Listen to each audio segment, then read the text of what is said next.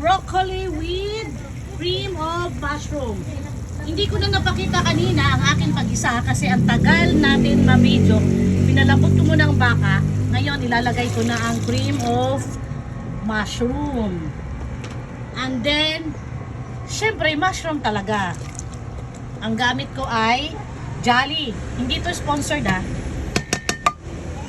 Pinakita ko lang sa inyo kung ano ang ginamit kong mushroom. Mura na at masarap pa. So, ihalo natin para hindi mamuo ang binuhos ko na cream of mushroom. Powder ito, nilusaw ko lang sa tubig. Yan. And now, ilalagay ko na rin ang silibel.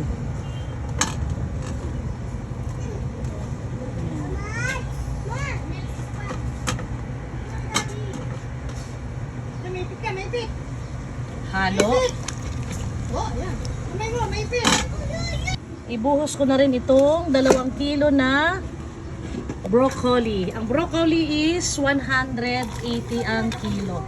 Ay, parang ano. Ano natin? Spread.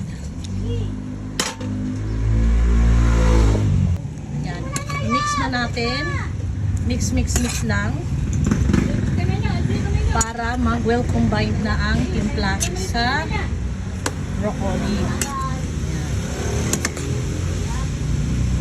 So, naglagay ako ng puwang o space. Kasi meron pa tayong ilalagay. Ayan, no, kasi 2 kilo ito. Ang baka nito guys ay 1.5 laman ng baka. So, halo-halo lang. Halo-halo. Mamaya, pagka mag-light green na ating cauliflower or broccoli, tikman natin ang lasa kung okay na ang timpla.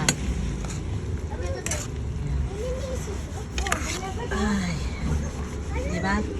Sinadya ko talaga na mas marami ang broccoli kaysa baka. Kasi favorite ko ang broccoli. Kaya ako nagluto ng broccoli kasi nagmura siya. Nag-180 kasi nung nakaraan, umabot siya sa 250 lang naman ang kilo. Since na bumaba na, bumili ako ng 2 kilo. Ayan. Ganun kadami ang 2 kilo. And then, naglagay lang ako ng 2 pack na powder ng cream of mushroom. Ayan. So, takpan lang natin to. Pakuluin natin para maluto ang broccoli. Teka, isang halo pa bago natin takpan.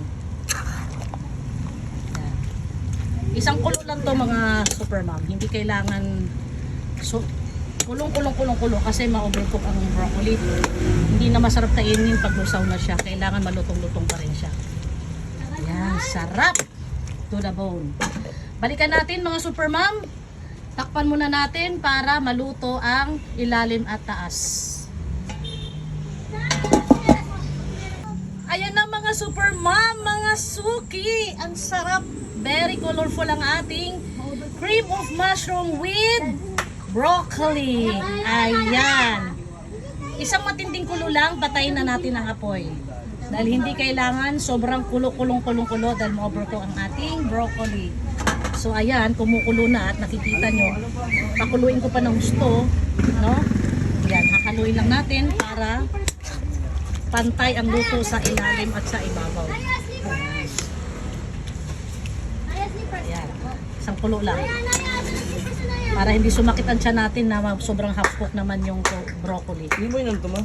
Dito nilagay dito? Kasi, yan. ha? Ang liit. Okay lang, tama naman. Sakto naman sa salad master. Hindi ayaw malipat? Ang gamit ko ngayon na kaserola ay, of course, salad master. Ang kaserola na iniingatan ng ating kalusugan. Ayan. Yan, kumikibot-kibot na. Isang matinding kulo pa. Yung kulong-kulong-kulo na talagang galit sa kulo, patayin na natin. Or i-off na natin ang kalan. Maghintay! May naghihintay na po sa tabi ko at kain na dahil amoy pa lang ulam na. Meron di sila? Naya, ba't isa lahat? Isa rin ba?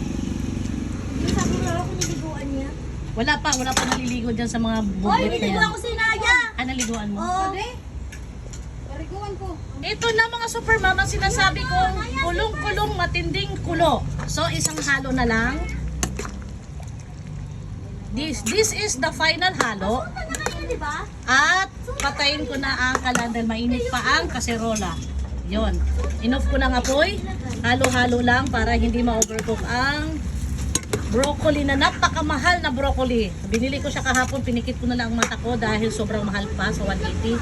Dahil nagka-crave ako, binili ko talaga siya. So, this is it. Ready to eat na. Kainan na.